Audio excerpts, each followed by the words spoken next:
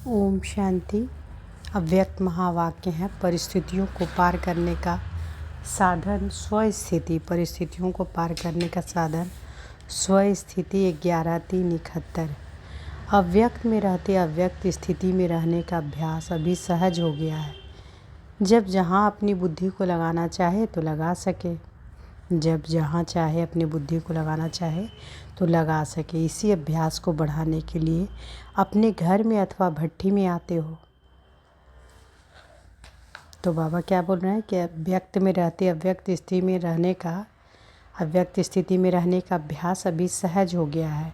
जब जहाँ अपनी बुद्धि को लगाना चाहे तो लगा सके। इसी अभ्यास को बढ़ाने के लिए अपने घर में अथवा भट्ठी में आते हो तो यहाँ के थोड़े समय का अनुभव सदाकाल बनाने का प्रयत्न करना है। जैसे यहाँ भट्ठी व मधुवन में चलते चलते अपने को अव्यक्त फरिश्ता समझते हो, वैसे कर्म क्षेत्र व सर्विस भूमि पर भी यह अभ्यास अपने साथ ही रखना है। एक बार का किया हुआ अनुभव कहाँ भी याद कर सकते हो तो यहाँ का अनुभव वहाँ भी याद रखने व यहाँ की स्थिति भी वहाँ भी स्थित रहने से बुद्धि को आदत पड़ जाएगी। जैसे लौकिक जीवन में ना चाहते हुए भी आदत अपनी तरफ खींच लेती है, वैसे ही अव्यक्त स्थिति में स्थित होने की आदत बन जाने के बाद यह आदत तो स्वतः ही अपनी तरफ खींचती। इतना पुरुषार्थ करते हुए कई ऐसी आत्माएं हैं जो अब भी यही कहती है कि मेरी आदत है, कमजोरी क्यों है, क्रोध क्यों किया, कोमल क्यों बने, कहेंगे मेरी आदत है। ऐसे जवाब अभी भी देते हैं तो ऐसे ही यह स्थिति व इस अभ्यास को भी आदत बन जाए तो फिर ना चाहते हुए भी अव्यक्त स्थिति की आदत अपने तरफ आकर्षित करेगी। यह आदत अपने अदालत में जाने से बचाएगी। समझा? जब बुरी बुरी आदतें अपना सकते हो तो क्या यह आदत नहीं डाल सकते हो? 2-4 बारी में कोई बात प्रैक्टिकल में लाई जाती है तो प्रैक्टिकल में लाने से प्रैक्टिस हो जाती है। यहाँ इस भट्ठी में मधुवन में इस अभ्यास को प्रैक्टिकल में लाते हो ना। यहाँ इस भट्ठी में अथवा मधुवन में इस अभ्यास को प्रैक्टिकल में लाते हो ना। जब यहाँ प्रैक्टिकल में लाते हो और प्रैक्टिस हो जाती है तो यह प्रैक्टिस की हुई चीज़ क्या बन जाती है, क्या बन जानी चाहिए? नेचुरल और नेचर बन जानी चाहिए। समझा? जैसे कहते हैं ना यह मेरी नेचर है, तो यह अभ्यास प्रैक्टिकल से नेचुरल और नेचर बन जाना चाहिए। यह स्थिति जब नेचर बन जाएगी फिर क्या होगा?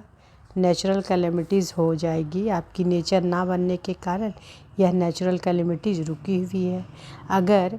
क्योंकि अगर सामना करने वाले अपने स्वस्थिति से उन परिस्थितियों को पार नहीं कर सकेंगे तो फिर वह परिस्थितियाँ आएंगी कैसे? सामना करने वाले अभी तैयार नहीं है, इसलिए यह पर्दा खुलने में देरी पड़ रही है।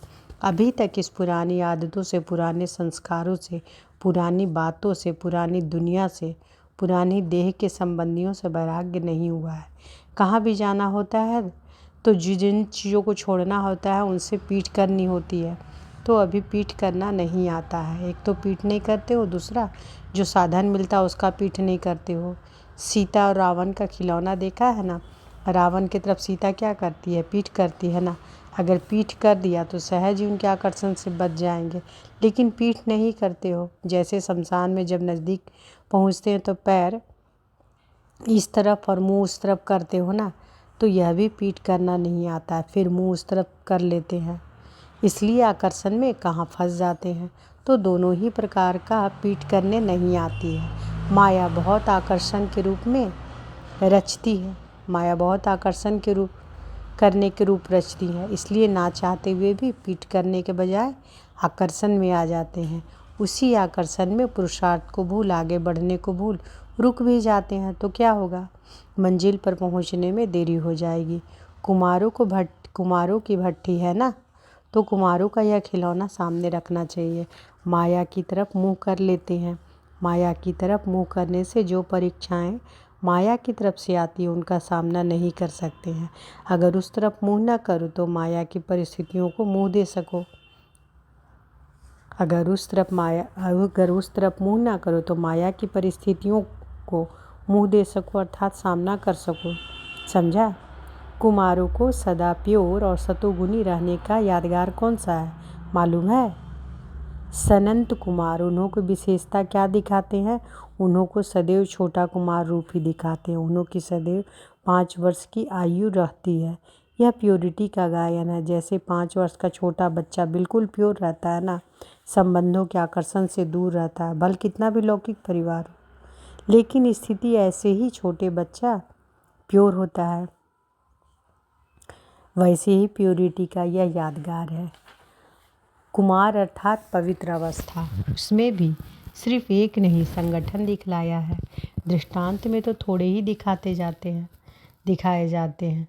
तो अब आप लोग का संगठन प्योरिटी का यादगार है। ऐसी प्योरिटी होती है जिसमें अपवित्रता का संकल्प व अनुभव ही नहीं है। ऐसी स्थिति यादगार समान बनाकर जानी है। भट्ठी में इसलिए आए हो ना, बिल्कुल इस दुनिया की बातों से, संबंधों से न्यारे बनेंगे, तब दैवी परिवार के, बाप दादा के और सारी दुनिया के प्यारे बनेंगे।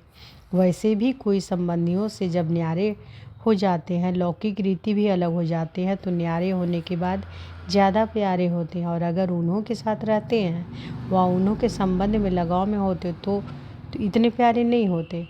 यह हुआ लौकिक, वह हुआ लौकिक। लेकिन यहाँ न्यारा बनना है ज्ञान सहित, सिर्फ बाहर से न्यारा नहीं बनना है। मन का लगाव ना हो, जितना जितना न्यारा बनेंगे उतना उतना प्यारा अवश्य बनेंगे। जब अपनी देह से भी न्यारे हो जाते हो तो वह न्यारेपन की अवस्था अपने आप को भी प्यारी लगती है। ऐसा अनुभव कब किया है? बाबा पूछते हैं। जब अपनी न्यारेपन की अवस्था अपने को भी प्यारी लगती है तो लगाव से न्यारी अवस्था प्यारी नहीं लगेगी।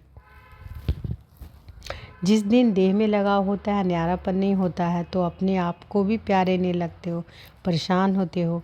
ऐसे ही बाहर के लगाव से अगर न्यारे नहीं होते हो तो प्यारे बनने के बजाय परेशान होते हैं।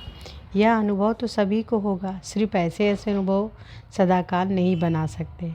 ऐसा कोई है जिसने इस न्यारे और न्यारेपन का अनुभव नहीं किया हो? अपने को योगी कहलाते हो। जब अपने को सहज राजयोगी कहलाते हो तो अनुभव नहीं किया हो, यह हो नहीं सकता। नहीं तो यह टाइटल अपने को दे नहीं सकते। योगी अर्थात यह योग्यता है, तब योगी है। नहीं तो फिर अपने परिचय में यह शब्द नहीं कह सकते हो कि हम सहज राजयोग की पढ़ाई के स्टूडेंट हैं। स्टूडेंट तो हो ना। स्टूडेंट को पढ़ाई का अनुभव ना हो, यह हो नहीं सकता। हाँ, यह ज़रूर है कि इस अनुभव को कहाँ तक सदाकाल बना सकते हो व अल्पकाल का अनुभव करते हो, यह फ़र्क हो जाता है। लेकिन जो पुराने स्टूडेंट्स हैं उनका अनुभव अल्पकाल नहीं होना चाहिए। अगर अब तक अल्पकाल का ही अनुभव है तो फिर क्या होगा? संगम युग का वर्षा और भविष्य का वर्षा दोनों ही अल्प समय प्राप्त होगा, समझा? जो पूरा समय वर्षा प्राप्त करने का वह नहीं कर सकेंगे, अल्प समय करेंगे, तो इसी में ही संतुष्ट हो क्या? आज कुमारों की भट्ठी का आरंभ है ना। भट्ठी का आरंभ अर्थात पकने का आरंभ। कोई स्वाहा होगा, कोई भट्ठी में पकेगा, कोई प्योरिटी का संकल्प दृढ़ करेगा। यहाँ तो करने के लिए ही आए हो ना। अब देखना है कि जो कहा वह किया। यह जो ग्रुप है वह पूरा माया से इनोसेंट और ज्ञान से सेंट बन कर जाना। जैसे सतयुगी आत्माएं जब यहाँ आती हैं तो विकारों की बातों की नॉलेज से इनोसेंट होती है। देखा है ना, अपना याद आता है कि जब हम आत्माएं सतयुग में थी तो क्या थी? माया की नॉलेज से इनोसेंट थी। याद आता है अपने? वह संस्कार स्मृति में आते हैं,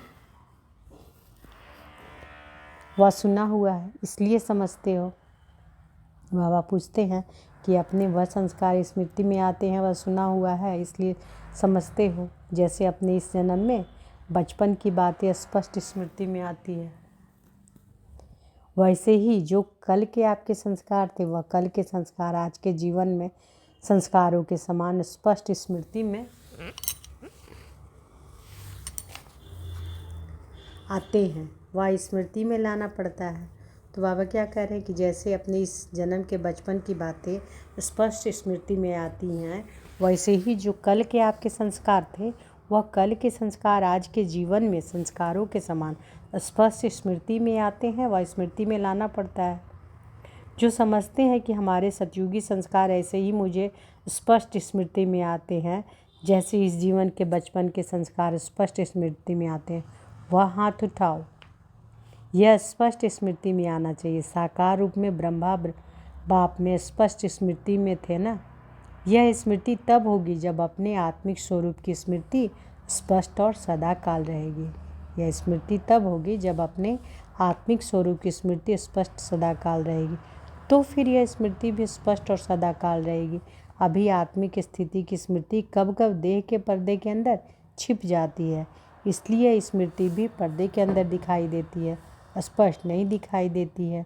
आत्मिक स्मृति स्पष्ट और बहुत समय रहने से अपना भविष्य वर्षा अथवा अपने भविष्य के संस्कार स्वरूप में सामने आएंगे।